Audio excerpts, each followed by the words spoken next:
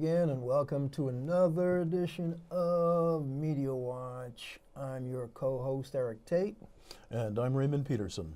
And thanks to the good graces of Manhattan Neighborhood Network and EVT Educational Productions, we're going to do a little media analysis and commentary, maybe a little breaking news. We're pre-taping Thursday before we air on Monday. When it airs, it's probably going to be Easter Monday, the Monday after Easter. So, Raymond, where do we want to jump into? I know a story that's probably still going to have legs by next Monday is the lawsuit that's been filed by Dr. Dow? Dr. Dow. Dr. Dow. Yes. Tell our viewers if they slept this one, who Dr. Dow is. Well, Dr. Dow was a passenger on, was it United Airlines United flight. Airlines that had been overbooked. And they wanted to have 4 people give up their seats. And they offered some minor incentives when no one volunteered to do so. Eventually, they chose 4 people at random. I understand that was computer selection. I have no idea how they did it. That's what I heard initially. At any rate, however they did do it, Dr. Dow was one of those chosen. He did not wish to leave his seat. And I also heard, I cannot verify this, but I also heard that he really needed to be home in the morning because he had to perform an operation. Regardless, whatever the circumstances were, he did not want to leave his seat. The airport police, was it? I believe it was the Chicago Aviation Police were called by United Airlines.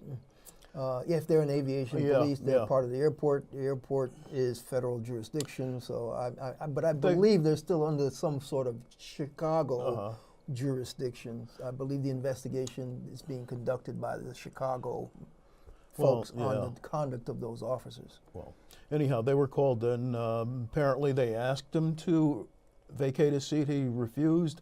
They eventually pulled him out by force. They actually dragged him. They dragged him out. They dragged him out on his back through the aisle. Absolutely. And according to the New York Times story, he suffered a broken nose, sustained concussion, lost 2 teeth, and injured his sinuses. Well, that's according to his lawyer, according to the New York Times. Now, what I find is that this so mirrors the Eric Garner case, and the only difference is that Dr. Dow is still alive. But the amount of force applied for such a minor infraction, it doesn't make any sense to me. I don't know whether they consider refusal to obey aviation police a minor infraction or a major infraction or a misdemeanor or whatever, but the blowback that I'm seeing, and where a lot of people are actually going with this story, which I find very valid, is the fact that these airlines, by FAA regulation, have been allowed to overbook all their flights. They can overbook any flight going anywhere just so they can continue to move with full planes. So when the seats get oversold and all the people who bought tickets show up to board the flight that they bought a valid ticket for, they then go into this rigmarole. Well, we're oversold. Would you please be interested in accepting remuneration to whatever? And some people say, yeah, they can live with. Sure. I'll take your money. Sure. I'll take 2 free tickets. Whatever.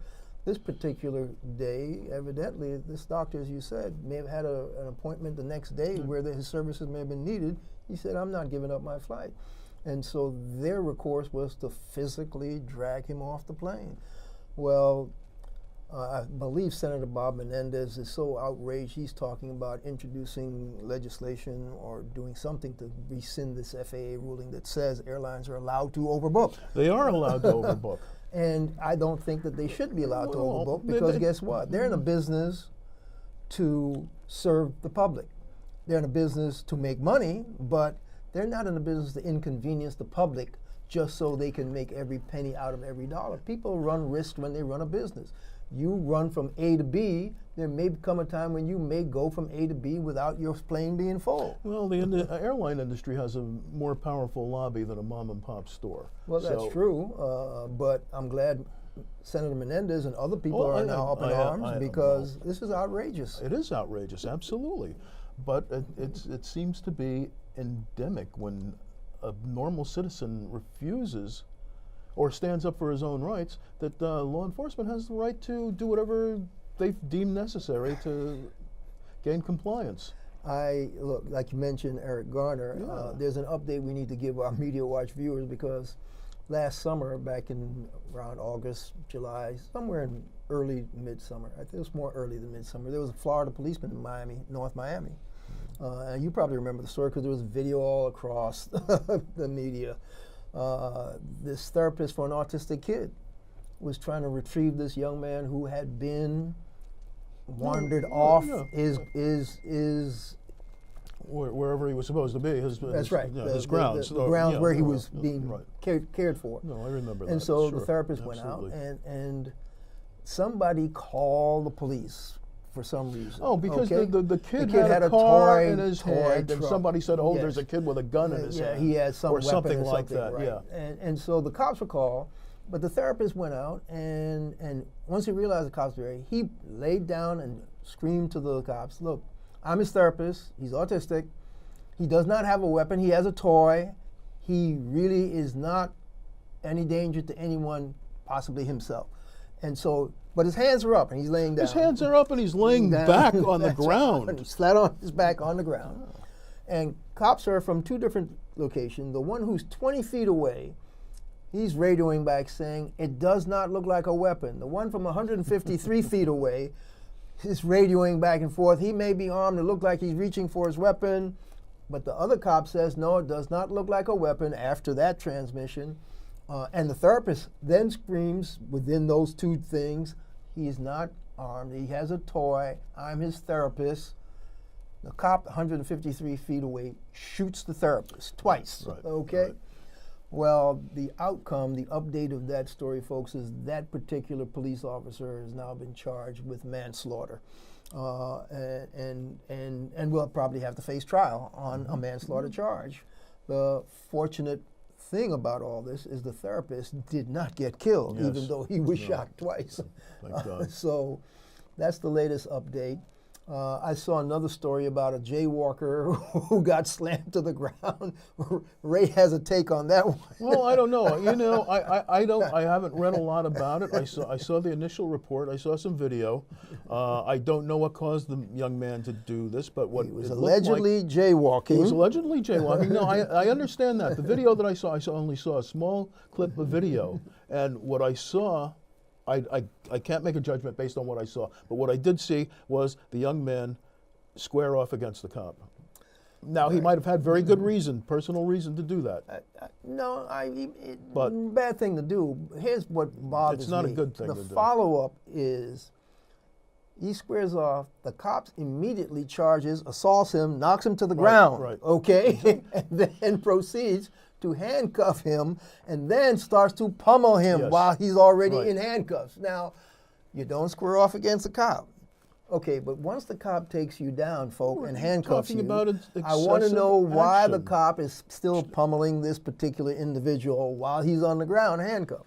I see no justification for that. There is no justification. But what are the psychological testing that these people go through before they get their jobs? And how much of their psyche is eroded as they do their jobs? Is there follow-up testing? Is there?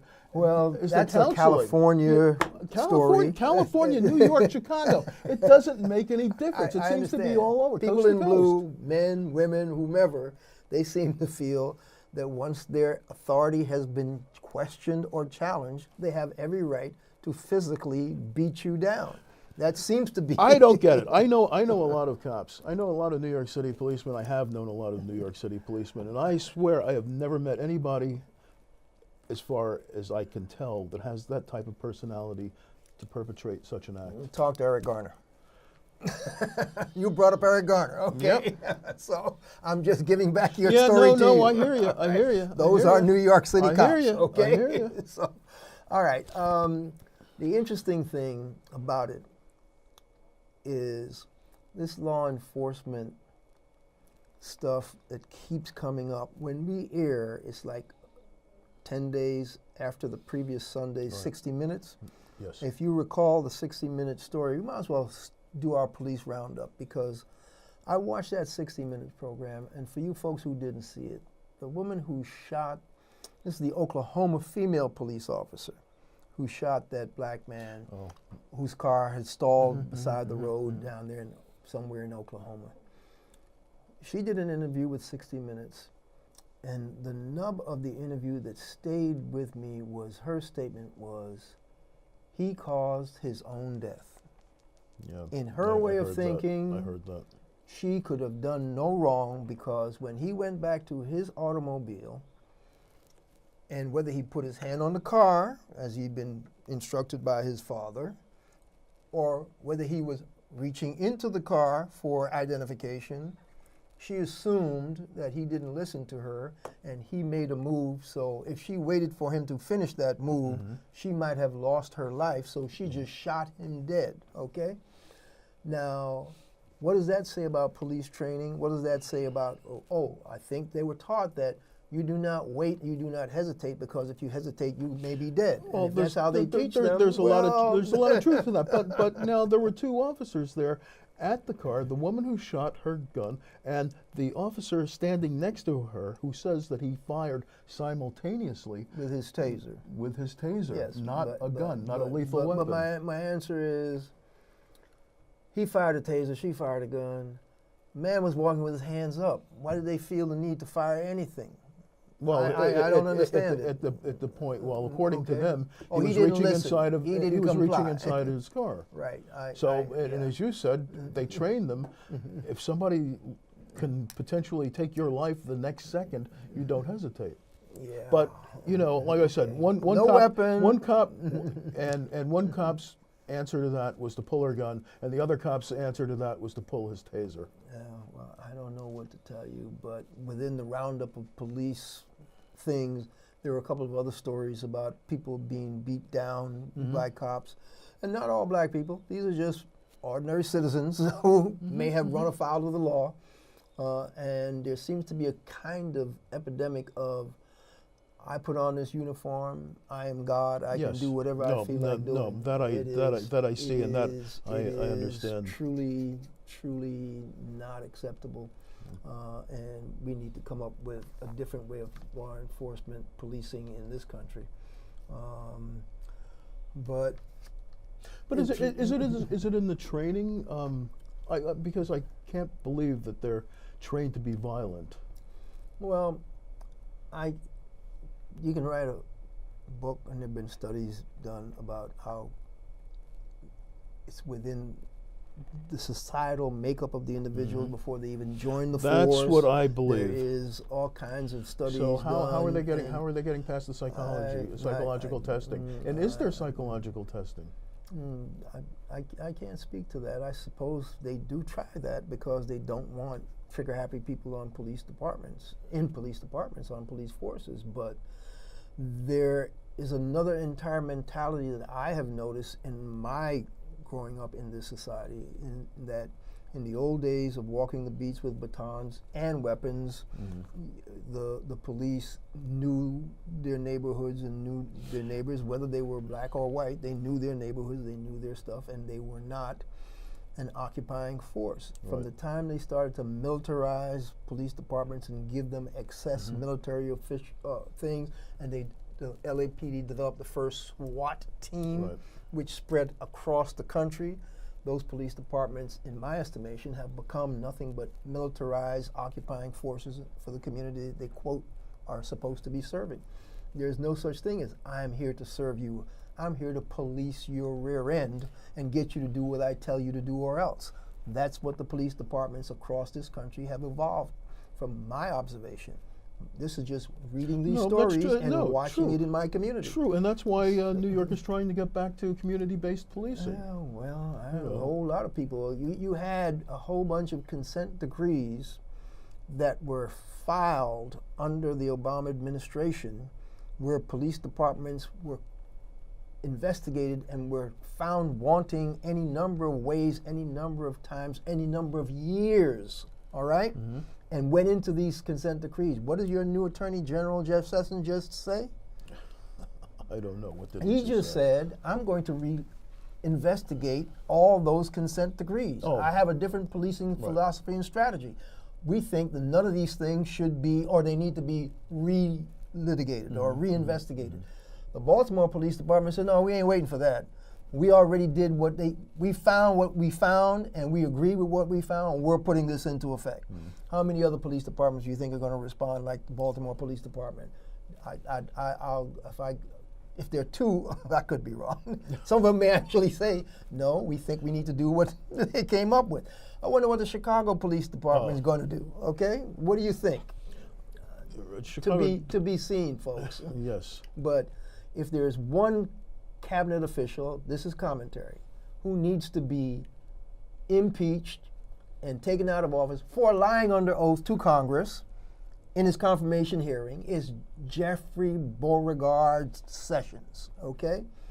And that's based on the fact that he lied during his confirmation hearings, and he should not be in that office. And the steps that he's taking proves that he should not be in that office. Enough for commentary. Let's get back to, well, actually, it's supposed to be news analysis and commentary. Yeah, absolutely. Anyway, now that we're talking about cabinet officials in the Trump administration, why don't we segue from Jeffrey Beauregard Sessions to, somebody said to me, and it might have been you, that this current administration has the perfect press secretary for the administration. I don't know that I said that, but well, something to that effect. Didn't you say this is who they got because this is what they deserve and this is who they are? Tell me how you phrase it your way. I'm not sure I said that, but I can agree with that. I'm not sure that they have a problem with their press secretary. I didn't say they had a problem with their secretary. By their estimation, by I'll our tell you estimation, dealing with a press what secretary. I see, and based on his comments of this past week. Remind our people who may have slept that. No, Sean Spicer, the current press secretary for the Trump administration, said that, in effect, that Hitler was better than Assad because he didn't gas his own people. But and this is what I did say this afternoon, is that these people don't know what they're talking about, number one, and number two, they never think before they speak. To make such an egregious statement like that, especially on a high Holy Week like this, it's just absurd. How can if I were the president, I don't care. If I were the president of the United States and I had an idiot like that standing up there saying crap like that, I would get him out of there so fast. I don't understand how he can stand up there and say things like that. Well, the stuff he says is usually because his boss wants him to say stuff like that.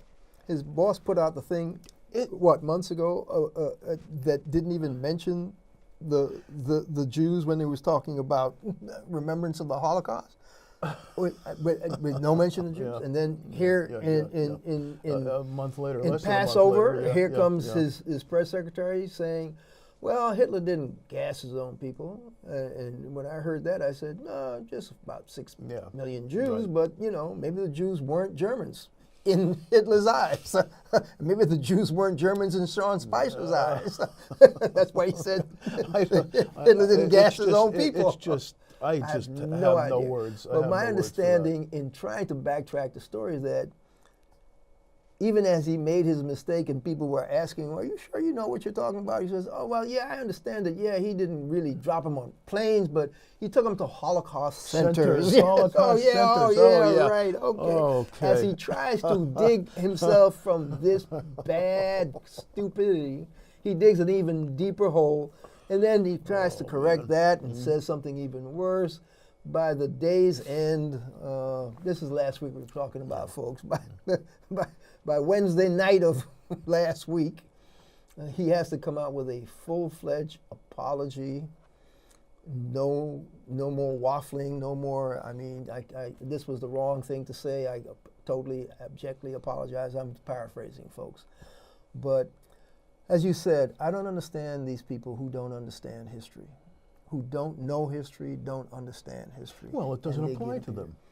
Why doesn't it apply to them? History, well, because history. they think it doesn't. It says, oh, well, yeah, that's something that happened to somebody else. It doesn't affect me. Yeah, right. Okay. So I don't know what to tell you. All right. Yeah, I know. It leaves you speechless, of course. The whole situation I find dumbfounding. So, to deal with global issues, not from a historical perspective, because what caused the Spicer faux pas, stupidity, was comparing the Assad use of chemical warfare against his own people, which so shocked and horrified our current president. The babies. Oh, such a terrible thing. He's been dropping chemical weapons on his people all along. He's been dropping all kinds of cluster bombs and all kinds of stuff on his. No outrage, no what. Syria is not something for us to even be concerned with until, the babies, the sarin gas. Oh, I'm so appalled. The world is a terrible place, and he's an evil man. He was an evil man before dropping sarin gas. I know. Okay, all right. And I think that's part, as I mentioned to you earlier today, I think that's part of the smoke screen, so that he can publicly criticize Russia for being an ally. What was his criticism of Russia? He hasn't said that damn thing about Putin so far. Well, he hasn't. No, well, maybe he hasn't, but everything that comes from his administration, as you pointed out, is directed by him. Here's the point. He is yet to say Putin's responsible for Assad dropping the bomb. Rex Tillerson and Nikki Haley, our UN ambassador and our Secretary of State, have categorically said, yes, the Putin administration may be inept, may be stupid, may be whatever to allow Assad to be doing this. They have named Putin by name. Well, but Donald Trump has not named Putin by name to this day. But do you think... Well, wait. This is Thursday. By Monday, he may have named Do you think that either one of those people made such a statement without Trump's knowledge? I probably not, but I don't think so, and I think it's part of the smoke screen. It could be part of the smoke screen. I know Nikki Haley certainly did not let Russia off the hook the minute the bombs dropped. She came right out and lambasted him, whereas Rex Tillerson was saying something differently at the time. They were at odds when this thing first hit. It was some sort of waffling. Was it? No, initially. I missed that. Even now, Trump's waffling about, our military is looking into whether the Russians may have also been involved in doing, but we're still looking into that. And there's a possibility. I would like to think not, but there just may be. That's the way he's talking. You're president. Okay. No, not my president. No, he's elected, so officially the country's president. He's the country's president. He's not my president. Okay. But I don't know. Tillerson, as we speak, is probably just wrapped up his visit to Russia. Yeah, they're signing that oil contract deal. Stop that. You know that's not what they're doing. You think that they're doing it behind the back door. I think that's the end game. That's what I think. I think that's the end game. Well, that may be what they want, which is why they've been talking nice until now. If it weren't for the gas being dropped, they wouldn't be saying such harsh things. And so the question is, all the pundits and all the people are saying, but is this a policy? Is this just a one-off? Because, they launched 59 cruise missiles on the airfield where the... Well, they launched 60. One of them fell into the ocean. Oh, okay. It fell in the ocean. All right. 59 hit. All right. 59 hit. Yeah. And I don't think Trump knew that because he said we launched 59 missiles. Okay. No, they launched 60. 59 the first report said 60, but then I saw 59 missiles, but evidently you say 60 got launched, one fell in the water. Yep, one fell short. So the interesting thing is, having struck at Assad's facility, does that mean further engagement? And people are saying, no, we don't want another war. We don't want U.S. troops involved. And of course, we're back to that debate that Barack Obama had. I can do something, but if I do it without your consent, you're saying I'm a fiat president who's usurped your authority. So take a vote and tell me whether I should do something about what's going on in there, because I just as soon do something under your umbrella. Of course, neither house wanted to vote on, so he didn't do anything. So he gets blamed for not doing anything in Syria, which, like,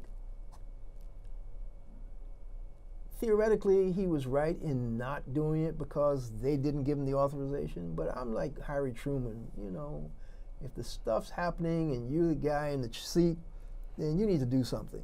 And I think he should have done something. That's me personally. Now, that may be my ex-military background talking, but there was too much crap going on to just sit by and watch and say, yeah, a lot of civilians are getting killed, but we don't know who these weapons are going to go to. Well, don't give them any weapons. You just go in, do some bombing, do some stuff to Assad in a significant way to make him sit back and go, oh, I got to do something different.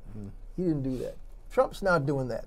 He does this one-off thing at this one little airfield and say, yeah, I've sent him a message. What are you going to do for the rest of those people who are still under assault and still being attacked? Okay? No, we're not going to bring them here, apparently. Yeah, I know. I know. So what is President Trump's Middle East strategy?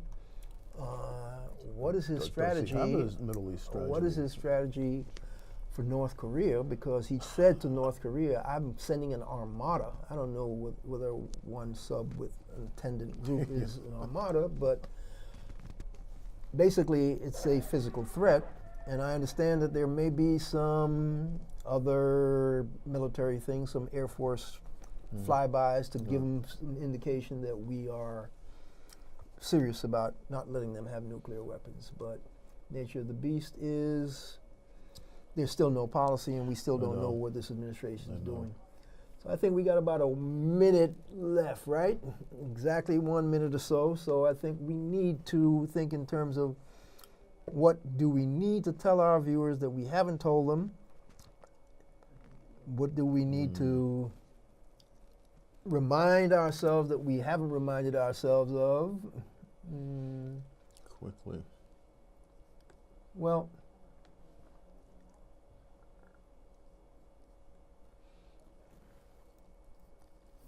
let's take a look at the latest headlines. Oops, I just lost the internet connection. Yes, so as I'm did in I. public. I can't bring up. I don't know what the latest is. I think we have covered everything as of 12 noon today. The latest breaking stuff. But Let's the see way, what you've got it? Good.